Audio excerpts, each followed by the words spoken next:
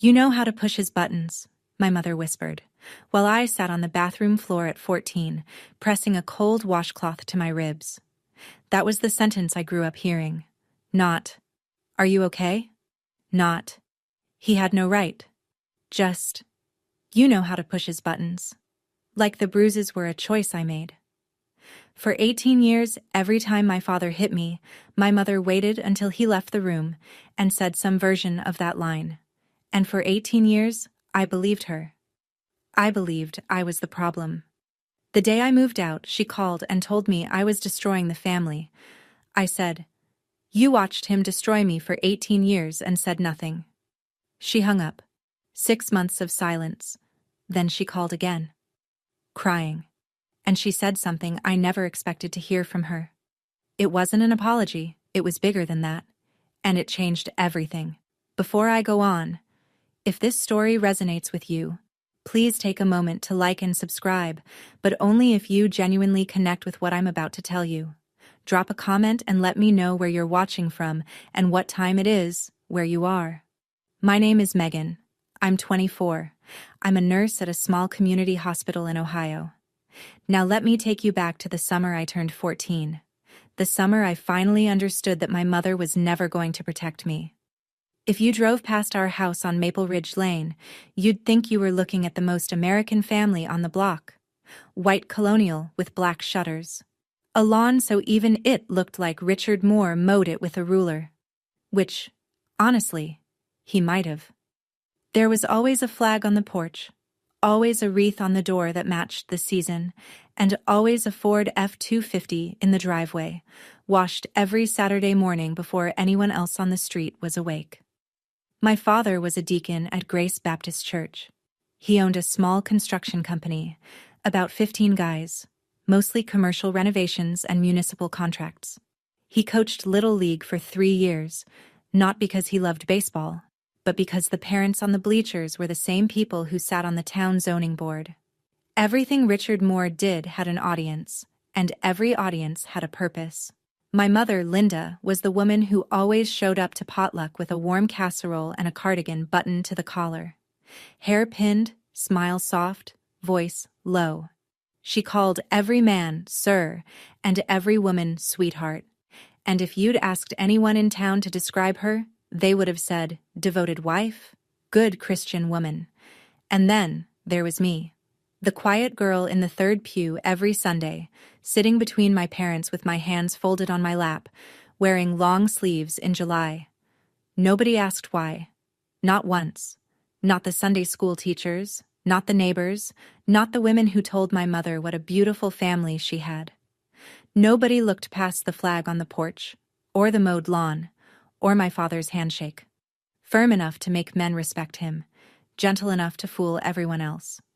If you'd driven past our house, you would have been wrong about us. Everyone was. The first time I remember it clearly, I was 10. I'd forgotten to wash the dishes after dinner. Not refused. Forgotten. I was doing homework at the kitchen table and the plates were still in the sink when my father came back from the garage. He didn't yell. That's what people never understand. Richard Moore didn't raise his voice. He pulled his chair back from the table slowly, set both hands flat on the wood, and said, in that low, even tone that still makes my spine lock, "Come here." The bedroom door closed. What happened behind it? I'm not going to describe. I'll just tell you that the next morning, I counted 3 bruises below my ribs on the left side, and I learned to wash the dishes before I sat down to do anything else. What I remember most isn't the pain. It's what came after.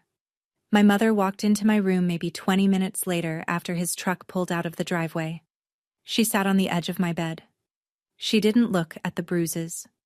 She looked at my face, and she whispered, "You know Daddy doesn't like dirty dishes. Why do you keep pushing him?" Like I had pressed a button. Like what happened to me was a natural consequence of my own carelessness. I was 10. My brother Ethan was 4 at the time. He was in the living room watching cartoons while it happened. My father never touched him. Not once, back then.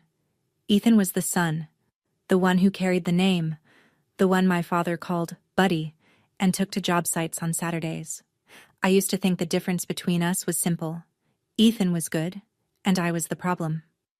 It took me 14 more years to understand that wasn't true. By the time I was 14, I'd been to the emergency room 3 times. Each visit had the same script. My mother drove. My father came along. Calm, concerned, his hand resting on my shoulder like a father in a Hallmark movie. "She's so clumsy," Linda told the intake nurse, "always running around, never looking where she's going." And she'd laugh, that soft practiced laugh. And the nurse would smile back. Because why wouldn't she? The man standing next to us was a church deacon. He coached Little League. He smelled like Old Spice and fresh sawdust.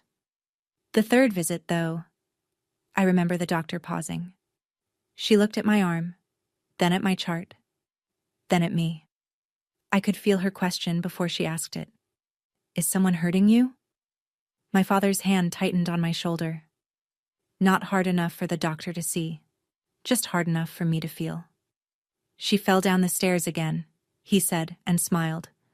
"I keep telling her, no running in socks." The doctor wrote something in the chart. I found out years later what it said. Recurrent injuries inconsistent with stated mechanism. Recommend CPS follow-up. But CPS never came. In a town where Richard Moore had shaken hands with everyone from the fire chief to the county clerk, a note in a chart was just a note in a chart. I didn't know it then, but that chart, those 5 visits, each one documented with dates, descriptions, and a doctor's observations, was sitting in a medical record system, waiting. Not for a lawyer, not for a courtroom. Just for the day I'd be old enough, and informed enough, to ask for it. That day was still 10 years away. But the paper trail had already begun. At 16, I got a part-time job at the pharmacy on Grant Street. I didn't ask my father's permission. I asked my school counselor to sign the work permit, told him it was for college savings, and started bagging prescriptions 3 afternoons a week at $9.25 an hour. My father found out within a week. He didn't like it. Not because he cared about my schedule, but because a girl with her own paycheck is a girl with options, and Richard Moore did not raise his children to have options he didn't control. "No daughter of mine needs to work," he said at dinner. His voice was pleasant. His eyes weren't. "People will think I can't provide." I kept the job. I kept every dollar in a shoebox under my bed, tucked behind a stack of old textbooks.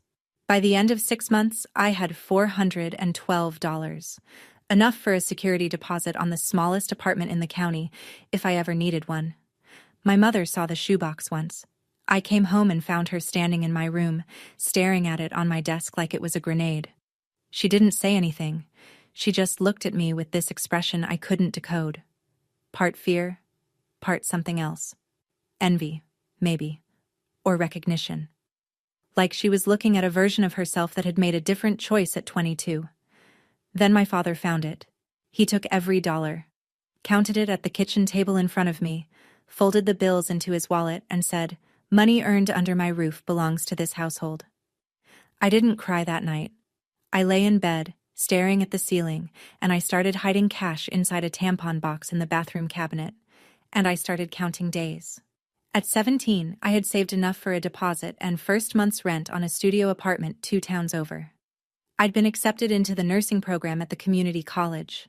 I applied without telling anyone, used the school library computer, and had the acceptance letter sent to a P.O. box I'd rented for $11 a month. But mail is a fragile thing in a house where one person controls everything.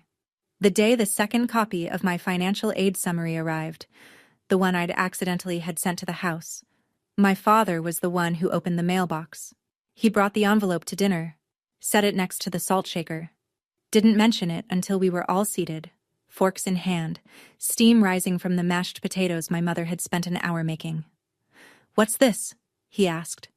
His voice was conversational, almost curious. I looked at the envelope. My stomach dropped. "It's mine," I said. He opened it slowly, read it. Then he looked at me, not angry, not yet, and said, "You think you're leaving?" It wasn't a question. "Nobody in this family makes a decision without going through me," He tore the letter. Slowly. One clean rip down the middle, then another. 4 pieces, laid neatly beside his plate like a place setting.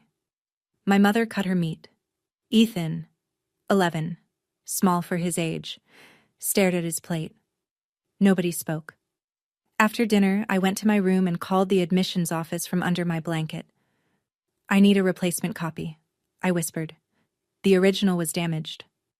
The woman on the other end paused, then gently, "We'll send a new one to whatever address you'd like, sweetheart." I gave her the P.O. box number. I left on my 18th birthday. My father was at a job site. I'd checked his schedule the night before. A commercial renovation 40 minutes away. Wouldn't be back until 6. My mother was in the kitchen. I had 2 suitcases, a backpack, and my friend Rachel's Honda idling at the curb. I carried the first suitcase down the stairs and my mother didn't turn around. She was standing at the counter, her back to me, washing a dish that was already clean. "If you leave," she said, "who's going to help me with dinner?" It wasn't really about dinner. I know that now. It was the only way Linda Moore knew how to say please don't go without admitting why she needed me to stay. If I was in the house, I was the lightning rod. If I left, the lightning would have to land somewhere else. I set the suitcase by the door and walked to Ethan's room. He was sitting on his bed, 12 years old, trying not to cry. I knelt in front of him and held both his hands. "I'm going to come back for you," I said. "I promise." He nodded. He didn't ask me to stay. Even at 12, he understood that staying meant something worse than missing me. I hugged him, picked up my bags, walked to the front door. My mother never turned around, but when I got to Rachel's car and looked back at the house, just once, I saw her standing behind the living room curtain, one hand pressed flat against the glass, watching. For 1 second, the curtain stayed open. Then it fell.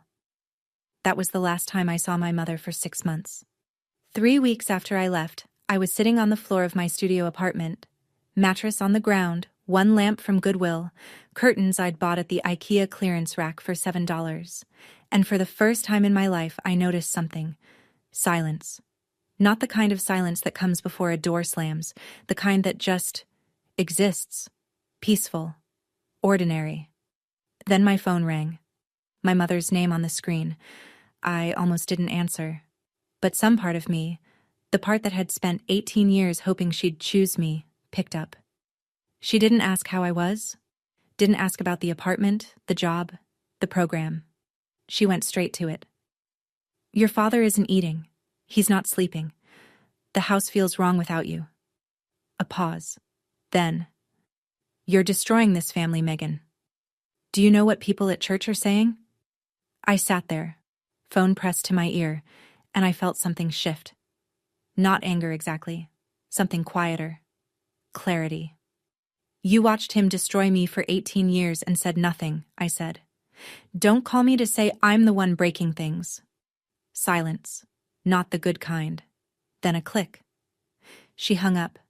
I set the phone on the floor beside me, leaned my head against the wall, stared at the water stain on the ceiling.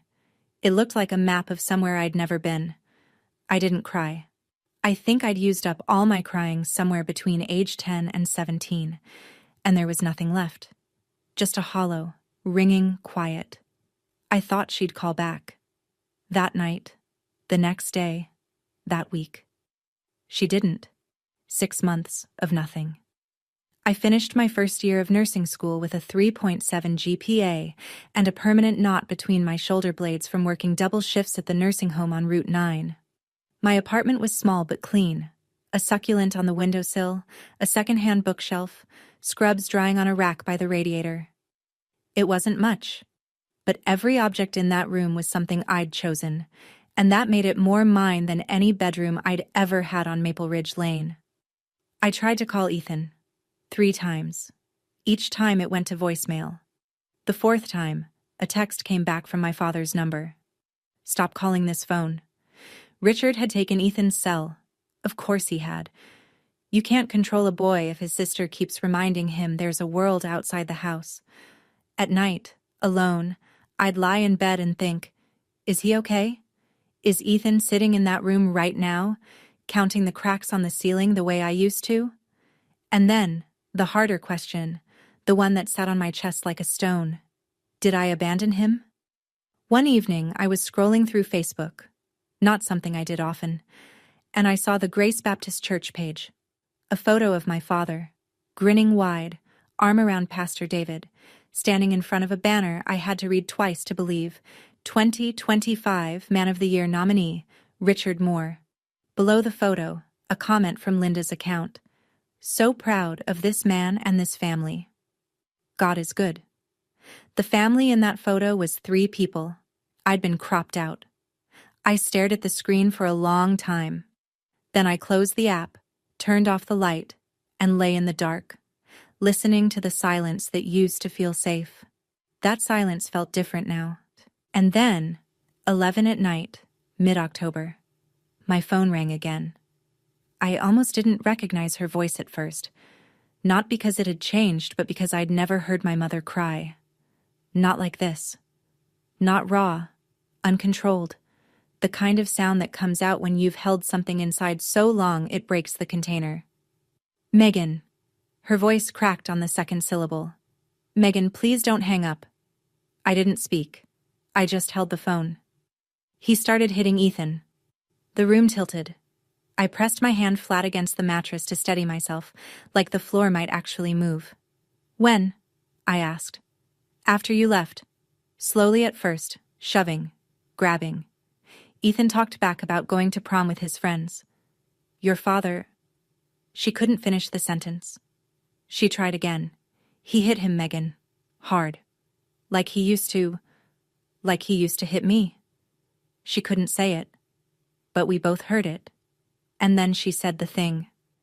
The sentence I had replayed 1,000 times since, the one I never in my life expected to hear from Linda Moore. I recorded it. On my old phone. I have the audio. His voice. What he said. All of it. Megan, I was wrong. About everything. About all of it. I'm so sorry. I sat on the edge of my mattress in the dark, and I felt something crack open inside me that I thought had healed shut years ago. Not forgiveness. I wasn't there yet. Not relief. Something more complicated. Like watching someone you'd given up on take one single step in the right direction and not knowing whether to feel hope or grief for the 18 years of steps that never came. Send me the file, I said, tonight, and don't delete it. She sent it at 11:47 p.m., 4 minutes and 22 seconds long. I moved fast. The next morning, I called a legal aid office 2 counties over, far enough that nobody would know the Moore name, and explained my situation. The attorney, a woman named Janet, listened without interrupting, then said, You have options. But your father has a head start on the narrative, and in small towns, narrative is everything. She was right, because while I was making phone calls and researching restraining orders, Richard was doing what Richard does best, managing the story. Within a week, the version of events circulating through Grace Baptist Church went like this. Megan Moore, troubled since adolescence, possibly using substances, mentally unstable, trying to tear apart a God-fearing family for reasons no one could quite explain. Richard had told Pastor David in private, voice heavy with fatherly concern, that he'd tried everything, that he prayed for me every night, that he feared I was going down a dangerous path. Pastor David called me to check in. His tone was careful, pastoral, but I could hear the shape of my father's words underneath his questions. Your father says you've been going through a hard time, Megan. Is there anything the church can do? It spread beyond the church. A co-worker at the hospital, a woman I barely knew, stopped me in the break room. Hey, I heard you're dealing with some family stuff. You okay? Someone mentioned... She trailed off, embarrassed. In a town of 14,000 people, reputation moves faster than truth. And my father had spent 3 decades building his, brick by careful brick. Who was going to believe a 24-year-old nurse over a deacon who'd poured the foundation for the church's new fellowship hall with his own crew? At cost? Nobody. Not yet. The thing about Richard Moore is that he doesn't just control people. He controls their exits. And Ethan's exit had a price tag, $38,000. That was the savings account my parents had built since Ethan was born. College fund, every birthday check from Grandma Dot, every tax refund bonus, all of it sitting in a savings account at First National, under Richard's name. Legally, that money was his to do whatever he wanted with, and he knew it. Ethan called me from a friend's phone one night, voice barely above a whisper. He'd been accepted into an engineering program. Good school, reasonable tuition, 2 hours from home, a real way out. He sat me down at the kitchen table. Ethan said. He didn't yell. He was calm. He said, "You want this money? You do what I say. No contact with your sister. You don't tell anyone what happens in this house. And you come to the Man of the Year ceremony. You wear the suit I bought you, and you smile." I closed my eyes. "Meg, I need that money. I can't afford it without it. I don't know what to do." There it was. The leash. The same one Richard had used on me, just with a bigger number attached. He wasn't a father saving for his son's future. He was a man who understood that the cheapest prison is the one you build out of someone else's hope. "Don't do anything yet," I told Ethan. "Don't agree. Don't refuse. Just wait." After I hung up, I sat at my kitchen table with a legal pad and wrote 3 things. 1. ER records, my right to request them. 2. Linda's audio recording, Ohio, one-party consent. 3. I needed a stage, and Richard had just built me one. 2 days later, my phone rang. Not my mother this time, my father. His voice was warm, relaxed, the voice he used at church barbecues and town council meetings, the one designed to make you forget he was capable of anything else. "Megan, sweetheart." He hadn't called me that in years. "I know we've had our differences, but I want to put that behind us. The church is doing a Man of the Year dinner next Saturday. The whole congregation's going to be there, 200 people, maybe more. I want our family up on that stage together. All 4 of us. Show everybody the Moores are solid." I held the phone and said nothing. "Pastor David thinks it'd be real meaningful," he continued. "The prodigal daughter comes home. People love that story." I understood exactly what this was. Not an olive branch, a stage direction. Richard needed the image of his family intact, his daughter, returned, smiling, standing beside him. Because the rumors he'd planted about me only worked if I stayed away. If I came back willingly, that proved it was all in my head. That proved he was the good father. Case closed. If I said no, he'd tell the whole town, "See? She's too far gone. Even her own father can't reach her." If I said yes, I'd walk back into his frame and disappear inside it. Either way, he won. Unless I came with a different script. "I'll be there, Dad," I said. He exhaled. Relieved. Victorious, even. "That's my girl." I hung up and stared at the wall. My hands weren't shaking. For the first time in my life, they weren't shaking before a conversation with my father. He'd invited me onto his stage. He didn't know I was bringing my own. The plan was simple, but it relied on people who'd spent their whole lives being anything but brave. I called my mother the next evening, told her what I was going to do. Bring the medical records, play the audio, and let the truth stand in front of the same 200 people my father had spent 30 years performing for. "I need you there," I said. "I'm not asking you to speak. I'm just asking you to stand." The silence on the other end lasted so long I checked to see if the call had dropped. "Megan, I can't." Her voice was small. The same voice she used at the dinner table when my father asked why the roast was dry, or the laundry wasn't folded, or the house wasn't quiet enough. The voice of a woman who'd been trained year by year to make herself as small as possible. You don't know what he'll do. Everyone in that church trusts him. They'll look at me like like you're what, Mom? Like I let it happen. I let that sit. Because she did. And she knew it. And that knowledge was either going to paralyze her or push her forward, and I couldn't make that choice for her. "You did let it happen," I said, not to be cruel, because it was true, and if we were going to stand in a room full of people and tell the truth, We had to start by telling it to each other. But you also pressed record. And that matters. Another silence. Longer. I'll try, she whispered. I'll try to be there. I hung up knowing that try wasn't a promise. My entire plan depended on a woman who'd spent 28 years learning how to disappear, and I was asking her to be visible. The next morning, I drove to the county hospital where I'd been taken 5 times before the age of 16. I knew the building. I knew the system. I was a nurse. I'd spent 2 years working inside healthcare records infrastructure, and I knew one thing with absolute certainty. Under HIPAA, every patient has the legal right to request their own medical records. No court order needed. No lawyer required. Just a signed authorization form and valid ID. The Health Information Management Office was in the basement. Fluorescent lights, beige carpet, a desk stacked with file boxes. The woman behind it was in her 60s, reading glasses on a chain, name tag that said, Barb. I need copies of my records, I said. Emergency department visits. All of them. She looked at my ID, typed my name, and paused. Then she took off her glasses and looked at me. Really looked. The way nobody in this town had looked at me when I was 10, or 12, or 14. I remember your name, she said quietly. 5 ER visits before you turned 16. I always wondered what happened to you.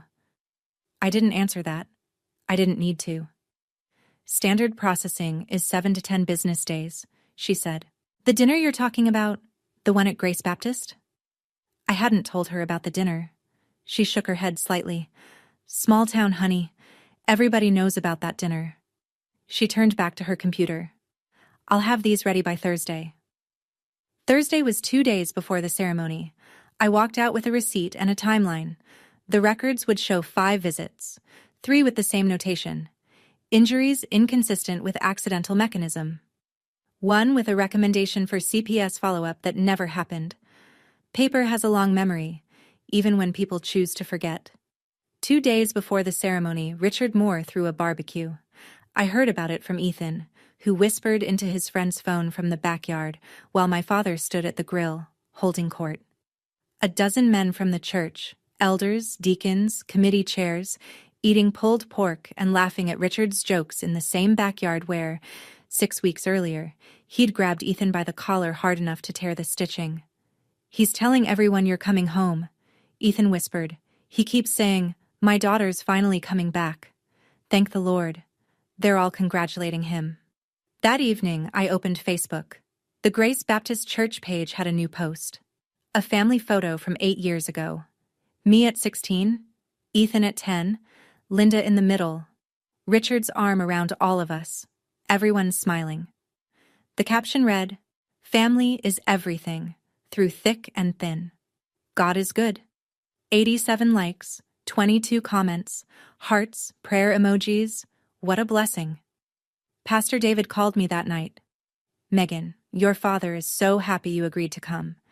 I think this could be a real turning point for your family. The congregation is looking forward to seeing you all together. I listened. I thanked him. I hung up. And I sat in my apartment, looking at the manila envelope on my kitchen table, the one Barb had expedited, and the phone beside it with a 4-minute and 22-second audio file, and I felt the weight of what I was about to do. Richard Moore had spent the entire week turning his Man of the Year ceremony into a redemption story. The wayward daughter returns. The family heals. The patriarch's love conquers all. Everyone claps. He'd written the script, cast the roles, built the stage. He just forgot that I'd learned to read. The night before the ceremony, I almost didn't go through with it. I sat at my kitchen table past midnight, staring at the records. 5 ER visits, typed out in clinical language, dates, descriptions, the doctor's careful notations. Next to them, my phone, loaded with 4 minutes and 22 seconds of my father's voice doing exactly what he'd done my entire childhood, only this time to his son.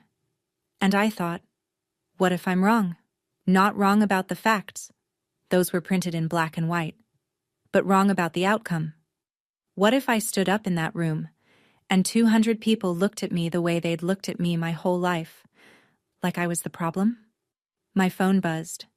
Ethan, calling from his friend's phone again. Meg. His voice was barely a whisper. Dad made me try on the suit tonight. He said if I say one wrong word tomorrow, he's pulling every dollar from the account. A pause. He measured my tie, Meg. He actually stood there and measured my tie with a ruler to make sure it was straight. I closed my eyes.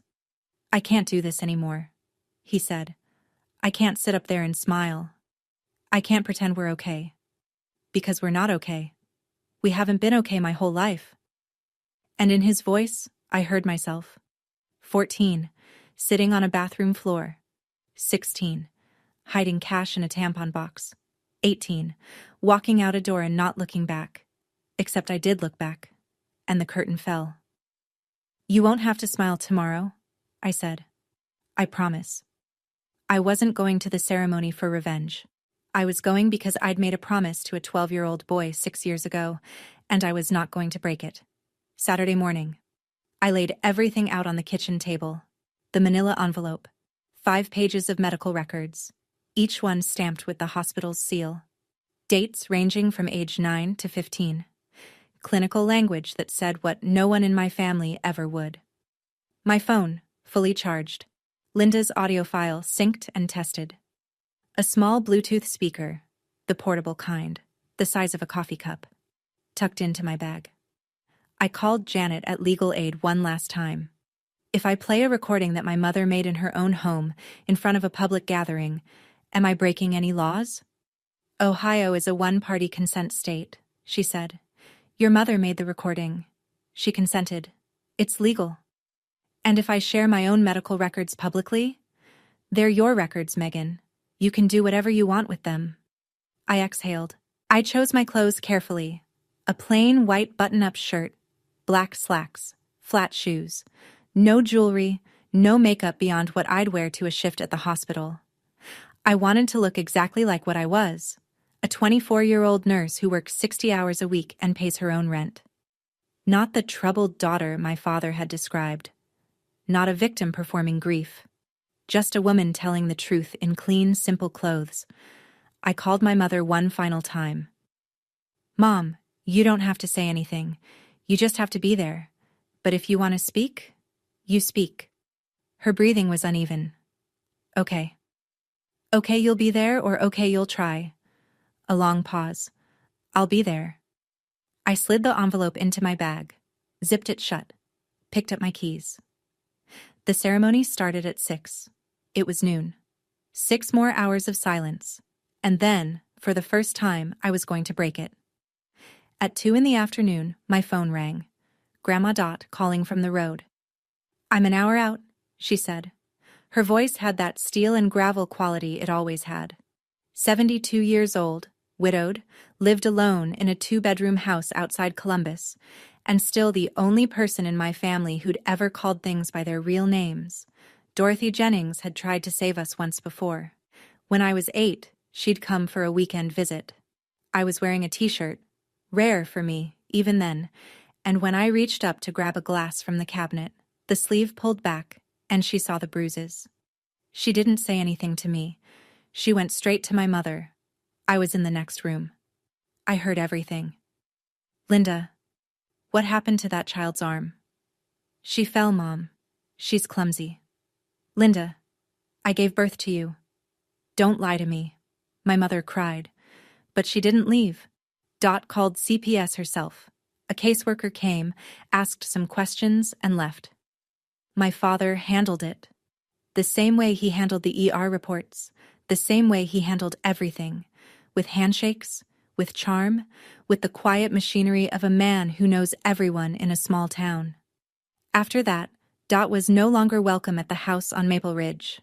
16 years later, she was driving 2 hours on a Saturday afternoon to sit in a folding chair at the back of a church fellowship hall and watch her granddaughter do what she couldn't. I've waited 16 years for someone to do what I didn't have the power to do, she said over the phone, her voice steady. I will be in that room, Megan. Whatever happens, I will be there. I told her I loved her. She told me to drive safe. That was enough. The fellowship hall at Grace Baptist Church smelled like carnations and lemon polish. Round tables draped in white linen, paper programs at each seat, gold lettering, a cross at the top, and in the center, Man of the Year Award, honoring Richard Moore. A podium at the front with a microphone, flanked by 2 flower arrangements and a banner that must have cost $300. The banner read, Faith, Family, Service. I almost laughed. 200 people filled the room.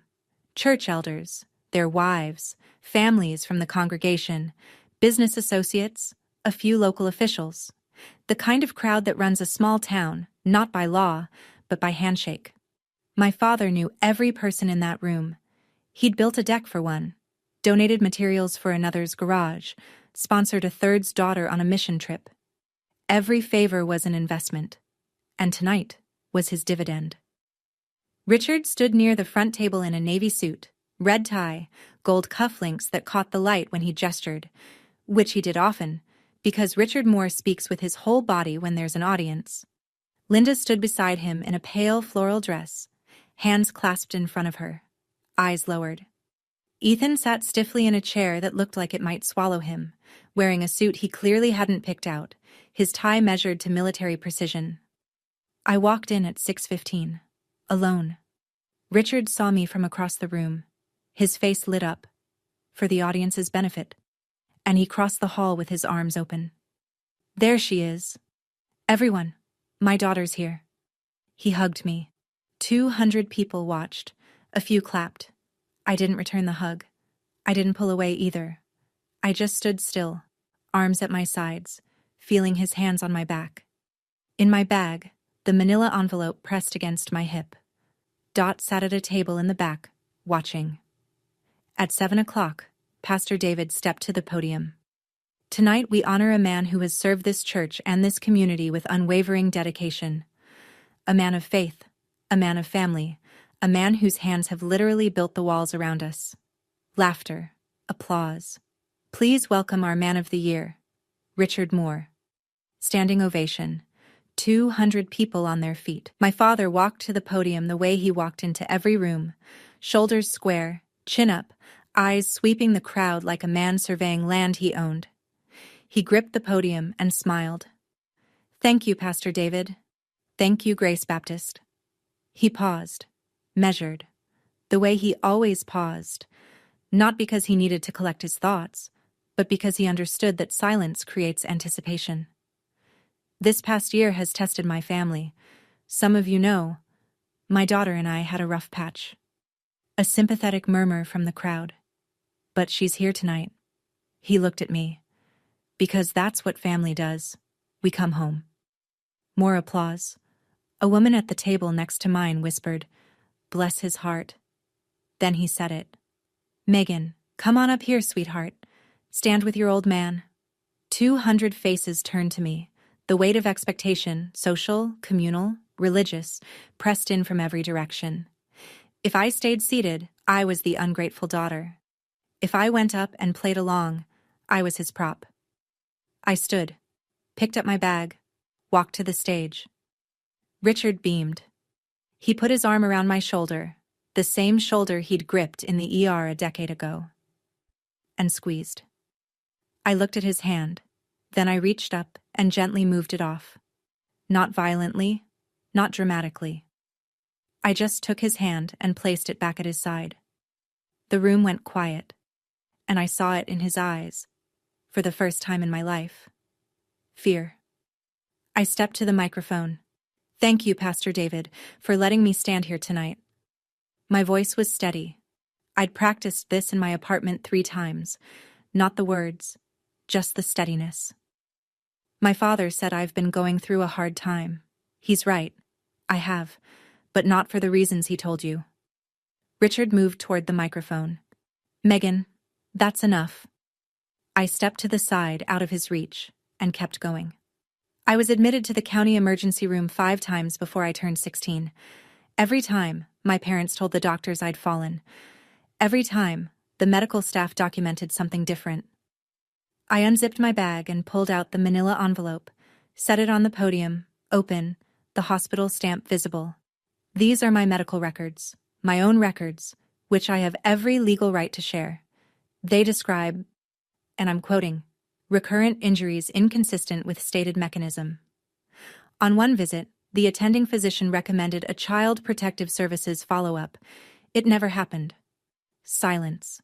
Not the comfortable kind, the kind where 200 people realize they're holding their breath. Richard's face had gone white. His mouth opened, but nothing came out. For a man who'd built his entire life around controlling the room had just slipped out from under him. These records are right here, I said, on this podium. I'm not asking anyone to take my word for it. I'm asking you to read. A woman in the second row pressed her hand to her mouth. An older man I recognized from the deacon board leaned forward in his chair, staring at the podium like he was seeing it for the first time. Richard found his voice. She's lying. She's been unstable for years. I told you all. I didn't argue. I just opened the envelope and fanned the pages across the podium. Read, I said. Richard pivoted to Pastor David, who was standing at the side of the stage with his hands frozen at his waist. David, this is a family matter. We don't need to. There's one more thing, I said. I took my phone from my bag and set the Bluetooth speaker on the podium. My hands were calm. I'd checked the volume twice in the parking lot. I pressed play. The sound that filled the fellowship hall was unmistakable. My father's voice, not the warm, measured baritone that charmed 200 church members, but the real one, the one that lived behind closed doors. Low, cold, absolute. You talk back to me one more time. A sharp sound. Something hitting something. Then Ethan, my brother, 18 years old, crying out, "Sit down, shut up. In this house, what I say goes." 4 minutes and 22 seconds. The speaker wasn't loud, but in a room that quiet, it didn't need to be. Every word reached every table. Every gasp was audible. A mother near the back pulled her young son closer. One of the deacons, a man who'd been at the barbecue 2 days earlier laughing at Richard's jokes, stood up and walked out without a word. I stopped the recording. This was recorded by my mother, Linda Moore, in our family home. Last month. Under Ohio law, she had every right to record it. She was present. She consented. I looked at the room. Some faces were stunned. Some were crying. A few looked angry. At me, maybe, or at themselves for not seeing it. One woman near the front was shaking her head slowly over and over, like she was trying to unsee something. Richard gripped the edge of the podium. You can't, that's private, that's my family. It stopped being private, I said, when it left bruises. A chair scraped at the back of the room. My grandmother stood up. 72 years old, gray cardigan, no-nonsense flats, the kind of woman who irons her napkins and doesn't suffer fools. She didn't walk to the stage. She didn't need to. Her voice carried. My name is Dorothy Jennings. I'm Linda's mother. 16 years ago, I saw bruises on my granddaughter's arms and I called Child Protective Services. Nobody followed up. Because Richard Moore knows everybody in this town, and everybody in this town wanted to believe the lawn was as perfect as it looked. She paused, looked around the room, slowly, deliberately, making eye contact with people she'd known for decades. You all shook his hand every Sunday, I don't blame you, but now you know. She sat down. And then Ethan stood. My brother, 18, thin, still wearing the suit Richard had picked out, and the tie Richard had measured, rose from his chair with his hands trembling at his sides. The room turned to him. I'm Ethan, he said. His voice shook, but he didn't stop. I'm 18, and my dad hits me. My sister is telling the truth. He didn't elaborate. He didn't need to. He sat back down, and I saw his hands gripping his knees under the table, white-knuckled, holding himself together. Then Linda stood. My mother, who had spent 28 years sitting, standing, walking, breathing within the perimeter of what Richard Moore allowed, stood up in the third row of a church fellowship hall in front of 200 people and said 6 words. I was silent too long. She's right. Then she pressed her hands to her face and cried, 3 people, 3 generations, and a room full of witnesses who could never unhear what they'd just heard. Pastor David stepped forward. He stood at the side of the stage for a long moment, his hand on the back of a chair, looking at the floor. When he looked up, his face carried something I hadn't expected. Not shock, but shame. The quiet, specific shame of a man realizing he'd been standing 3 feet from the truth and looking the other way. Richard, he said. His voice was level, but the warmth was gone. I need to speak with the deacon board. Right now. Richard tried once more. He reached for David's arm, dropped his voice to that intimate, reasonable murmur he'd perfected, the one that had diffused every inconvenient question for 30 years. David, listen to me. This is a misunderstanding. My family's going through a rough... Richard, Pastor David pulled his arm back. Not right now. The room shifted. Not all at once. Not a movie-style moment where everyone stands and claps. It was slower than that, and messier. Some people stared at their plates. Some whispered to each other. A woman I didn't know, mid-50s, glasses, the kind of face you'd see behind a library counter, walked over to me, touched my arm, and said, I'm sorry, sweetheart, I didn't know. Now you do, I said. A few of Richard's closest friends, the barbecue men, the ones who'd heard his version of events for years, sat frozen. One of them got up and left without speaking to anyone.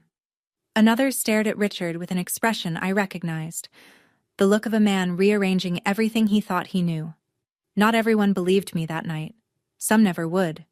But enough did. I stepped off the stage, walked to Ethan, took his hand. Linda followed. We left through the side door, and I didn't look back. 72 hours. That's how long it took for the life my father had built to come apart. 24 hours after the ceremony, the deacon board met. I wasn't in the room, but Ethan heard from a friend whose father was on the board. The vote to remove Richard from his position was unanimous. Not a single voice in his defense. The same men who'd eaten his pulled pork and laughed at his jokes sat in a circle and voted him out without debate. 48 hours. The 2 largest contracts Richard's company depended on, both sourced through church connections, were canceled. The first was a $180,000 renovation of the church's east wing. The second was a $95,000 community center project for the county, referred by a deacon's brother-in-law. Both pulled out with the same polite, devastating language. We feel it's best to go in a different direction at this time. 72 hours. I drove Linda and Ethan to the county courthouse. We filed for a temporary restraining order. The petition included my medical records, the audio recording, and a sworn statement from Ethan. The judge reviewed it in chambers. Not a dramatic courtroom scene, just a tired woman in a small office reading through pages and listening to 4 minutes of audio on her laptop speakers. She granted the order before lunch. Richard Moore was barred from coming within 100 yards of his wife, his daughter, and his son. He was ordered to vacate the house on Maple Ridge Lane. The house, it turned out, had both their names on the deed. Linda had been on the title since they purchased it in 1998. Richard had acted like he owned it alone for 26 years. He didn't. He packed 2 bags and moved into a rental on the other side of town. The lawn on Maple Ridge was already getting long. The day after the restraining order was granted, Richard walked into First National Bank and withdrew every dollar from Ethan's savings account. $38,000. Gone before the teller finished counting. He thought it was a punishment. One final act of control. If he couldn't own his family, he'd make sure his son paid for leaving. But Grandma Dot had planned for that. Your grandfather always said, "Never let a bully hold the checkbook," she told me over the phone, her voice matter-of-fact, like she was reading a grocery list. I listened. 5 years earlier, quietly, without telling anyone, Dot had opened a 529 education savings account in Ethan's name. $200 a month pulled from her late husband's pension. $12,000. Not a fortune, but enough to keep the door open. And then the church did something I didn't expect. Within a week of the ceremony, a group of women from Grace Baptist, the same women who'd brought casseroles to our house, who'd told my mother what a beautiful family she had, organized a scholarship collection for Ethan. They passed an envelope at the Sunday service. They posted about it on the church Facebook page. They sent checks in the mail. By the following Sunday, $8,400. $12,000 from Dot. $8,400 from the community, a financial aid application that Ethan and I filled out together on my kitchen table on a Tuesday night, eating takeout pizza on paper plates. It wasn't $38,000. It wasn't the golden path Richard had dangled and yanked away, but it was enough. And the best part? Richard's decision to drain the account became the final proof of who he was. The man who stole his own son's college fund out of spite. Even the people who'd been on the fence stopped defending him after that. The leash was cut. 2 weeks after the ceremony, I drove to the house on Maple Ridge. It was strange, pulling into that driveway without the Ford F-250 taking up the whole width of it. The flag was still on the porch. The lawn was uneven. The wreath was last season's. Linda was in the kitchen. Not cooking.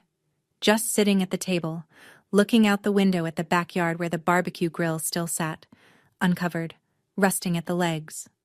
The house was quieter than I'd ever heard it, and for the first time, the quiet wasn't a warning sign. She didn't look up when I came in, but she spoke. "Do you forgive me?" I pulled out the chair across from her, sat down, looked at my mother, really looked at her, and saw a woman I was still learning how to see. Not the villain, not the hero. Just a person who had been afraid for so long that fear became her personality, and silence became her language, and by the time she found her voice, her daughter had already grown up without one. "I don't know," I said. "And I don't need to know right now." Her face crumbled. "But you stood up," I said. "In that room, in front of everyone, you stood up, and that's the first step." I didn't hug her. I wanted to. Some part of me, the 10-year-old part, the part that had waited in a dark bedroom for her to come back and say it wasn't your fault, wanted to. But I wasn't that girl anymore, and pretending I was would have been a different kind of lie. So I just sat there, beside her, in the kitchen that used to feel like a trap, and now just felt like a kitchen. We didn't say much. That was enough. A year later, the house on Maple Ridge Lane looked different. Not renovated. Linda didn't have the money for that. But the wreath was new. The lawn was mowed, a little unevenly, by Ethan when he was home on weekends. And the refrigerator, the same white Kenmore that had held my father's beer and my mother's leftovers for 20 years, now had a photo of Ethan on it, grinning in a college sweatshirt standing next to a girl I hadn't met yet. My photo was up there, too. A selfie I'd sent Linda, me in my scrubs after a 12-hour shift, tired but smiling. She'd printed it at the CVS and stuck it next to Ethan's with a daisy magnet. It was the first time a picture of me had been on that refrigerator. I was 25. Ethan was doing okay. Not Harvard, not the grand plan Richard had weaponized. A solid community college near Dot's house, engineering track, a part-time job at a hardware store that gave him an employee discount on tools he actually wanted. He called me every Thursday. We mostly talked about nothing. It was the best part of my week. Linda was in therapy. She'd gotten her driver's license, her first, at 50 years old. The day she passed the test, she sent me a photo of herself holding the card, and her smile was the most genuine expression I'd ever seen on her face. We met every other week for coffee. Some visits were good, some were quiet, some were hard. But they existed, and that was more than I'd had for 18 years. Richard lived alone in a one-bedroom rental across town. He'd lost the deacon seat, the contracts, the house, and the story he'd told himself about who he was. Some people still believed him, but fewer every month. He never apologized. I stopped waiting for him to. I'm not telling you this story to teach you something. I'm not a therapist. I'm not a life coach. I'm a nurse who works 60 hours a week and owns one nice pair of shoes. I'm telling you because for 18 years I thought I was the problem. I thought that if I were quieter, softer, more careful, if I could just stop pushing his buttons, my father would stop hurting me. And the person who should have told me that wasn't true was standing right there the whole time, whispering the opposite. So if anyone listening to this right now is sitting in a room where someone keeps telling you that you're the reason things are broken, you're not. You were never the reason. Silence isn't loyalty. Leaving isn't betrayal. And you never owe your image to someone who shattered yours. My mother was wrong for 18 years. But she was right once, the night she pressed record. And that one act of truth, late as it was, changed the course of 3 lives. I don't know if I'll ever fully forgive her. Forgiveness isn't a light switch. It's not something you decide once and it's done. It's more like physical therapy. Some days you make progress. Some days it hurts more than the day before. And you show up anyway because the alternative is staying broken. My name is Megan. I'm 25 now. I still live in that studio apartment. I still have the IKEA curtains. And for the first time in my life, I don't flinch when my phone rings. That's enough. Thank you for staying until the end. If this story touched you, like and subscribe. It helps more people hear it. And if you've got a story of your own, the comments are open. No judgment here. If you want to hear more, check the link in the description. Another story about boundaries, family, and the things that paper remembers when people choose to forget. I'll see you in the next one.